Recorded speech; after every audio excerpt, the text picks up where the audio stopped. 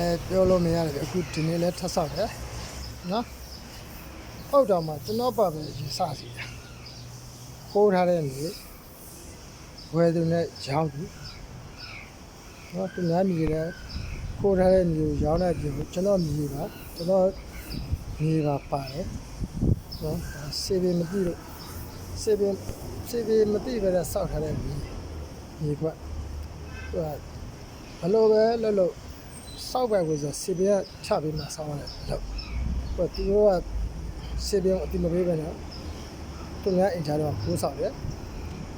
ဆောက်ပြီးတော့ကျွန်တော်မြေဘူးတဲ့ထိခိုက်တော့လုပ်တယ်ပြီးကျွန်တော်လည်းပြဿနာရှာတယ်ပြောတော့အုတ်ကြီးဟိုဥက္ကရာကိုဖုန်းဆက်ခေါ်လိုက်ခေါ်ကြီးဆဲလာမယ်လို့သူပြောတယ်အဲစကားဒါဥက္ကရာကိုအလဲသုံးစားလုပ်တာ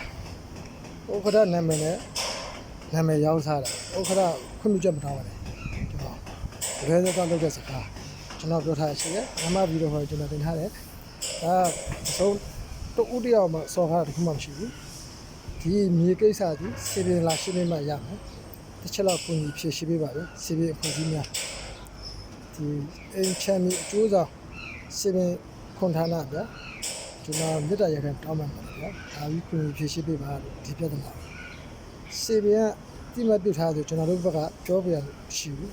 ဒါပေမဲ့ကျွန်တော်အိမ်ကရေရဝတ်တယ်ရေများမဖောက်ပြီးကျွန်တော်ပြဿနာရှာတယ်တော့စေပင်တိမပေးပဲစေပင်ကြော်ပြီးလုပ်တယ်စေပင်ကရုပ်မဆိုင်ဘူးဆိုပုံစံမျိုးလည်းရှိထားတယ်အရင်ဗီဒီယိုဖိုင်မှာ